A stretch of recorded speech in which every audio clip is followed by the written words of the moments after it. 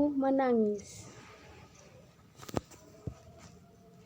Pada zaman dahulu kala, hiduplah seorang ibu dengan anak perempuannya yang bernama Darmi.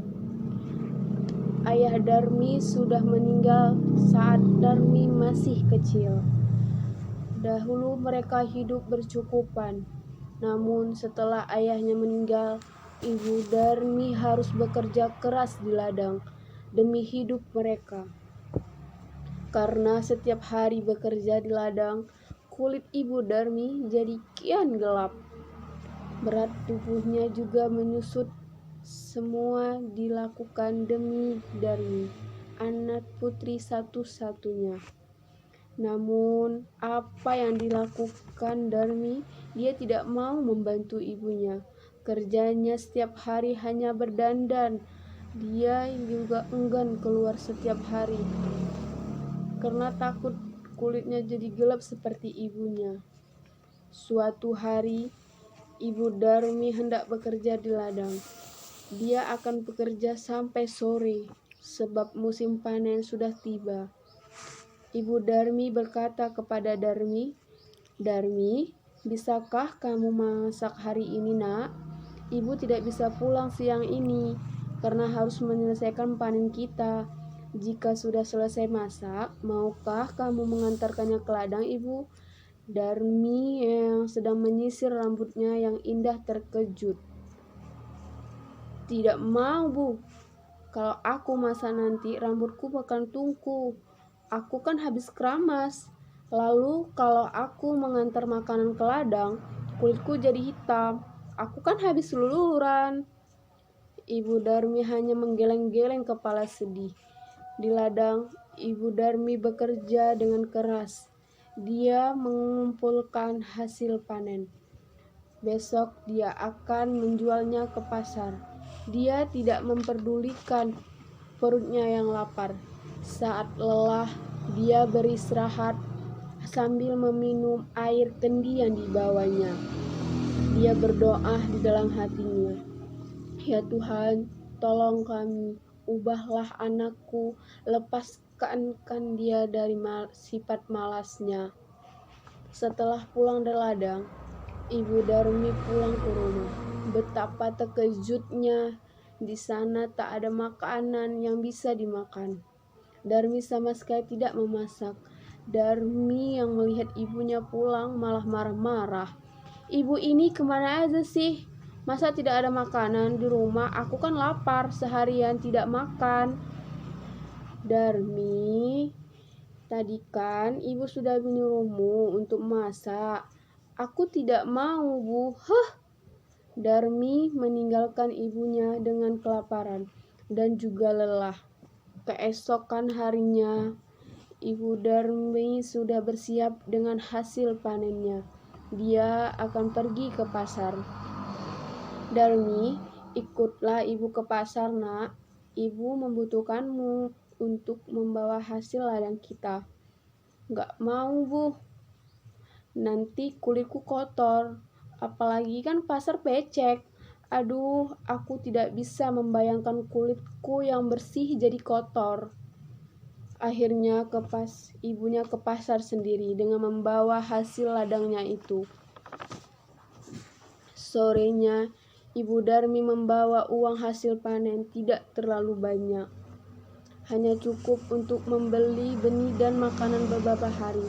Darmi yang melihat ibunya sedang menghitung uang, segera mendekati ibunya. "Bu, bedakku habis, tolong belikan dong, Bu." "Ya, besok ibu belikan. Tapi kamu harus ikut, supaya ibu tidak salah beli."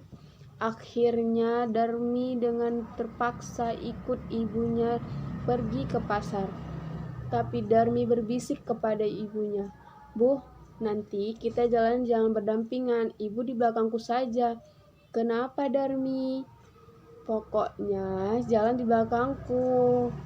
Darmi sebenarnya malu berjalan bersama ibunya yang berkulit gelap, wajah yang tak terawat. Tiba-tiba di tengah jalan, ada seorang teman Darmi yang menghampiri dan bertanya, "Hai Darmi, kamu mau kemana?" Aku mau ke pasar. Teman Darmi melihat ibu Darmi dengan pandangan bertanya. Dia siapa Darmi? Ibumu ya? Darmi yang tak ingin temannya tahu jika dia punya ibu yang kotor dan jelek segera menjawab. Oh, dia pembantuku. Tentu saja bukan ibuku. Amit-amit deh. Betapa sedih saat ibu Darmi mendengarnya. Namun hanya ditahan dalam hati. Mereka melanjutkan perjalanan. Darmi dengan temannya yang lain. Darmi, kamu kemana? Aku mau ke pasar. Ngomong-ngomong, siapa yang ada di belakangmu?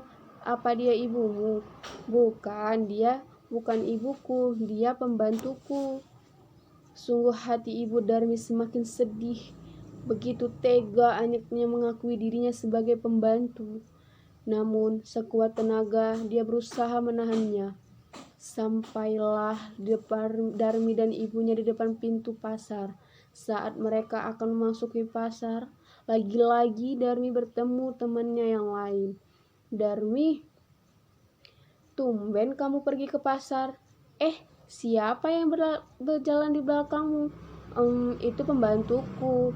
Ibu Darmi tak kuasa menahan air mata Dia sudah tak tahan lagi, maka dia pun berdoa di dalam hati.